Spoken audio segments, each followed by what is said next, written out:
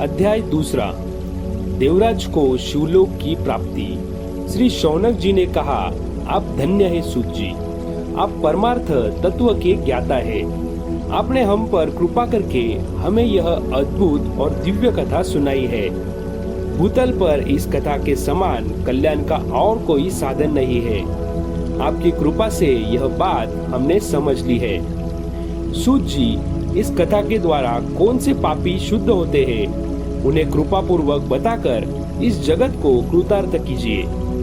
सूत जी बोले, मुने, जो मनुष्य पाप, दुराचार तथा काम, क्रोध, मद और लोभ में निरंतर डूबे रहते हैं, वे भी शिव पुराण पढ़ने अथवा सुनने से शुद्ध हो जाते हैं तथा उनके पापों का पूर्णतया नाश हो जाता है।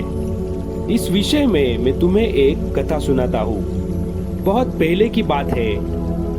किरातों के नगर में देवराज नाम का एक ब्राह्मण रहता था।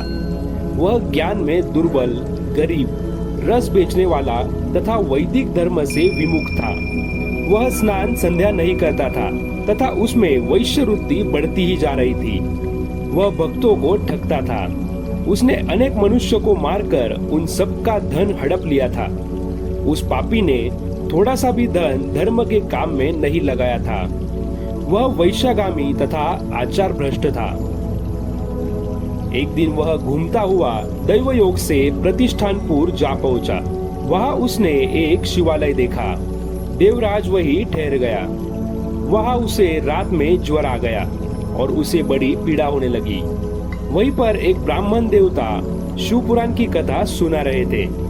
ज्वर में पड़ा देवराज भी ब्राह्मण के मुख से शिव कथा को निरंतर सुनता रहा। एक मास बाद देवराज ज्वर से पीड़ित अवस्था में चल बसा। यमराज के दूत उसे बांधकर यमपुरी ले गए। तभी वहां शिवलोक से भगवान शिव के पार्षद गण आ गए। वे कर्पूर के समान उज्जवल थे। उनके हाथ में त्रिशूल, संपूर्ण शरीर पर भस्म और गले में रुद्राक्ष की माला उनके शरीर की शोभा बढ़ा रही थी।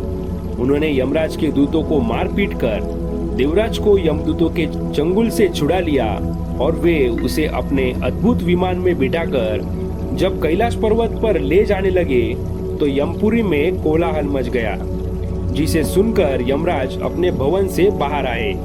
साक्षात रुद्रों के समान प्रतीत होने वाले इन दूतों का धर्मराज ने विधि पूर्वक पूजन कर ज्ञान दृष्टि से सारा मामला जान लिया।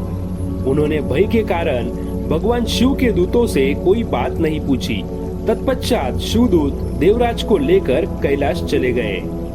वहां पहुंचकर उन्होंने ब्राह्मण को करुणा अवतार भगवान शिव के हाथों में सौंप दिया।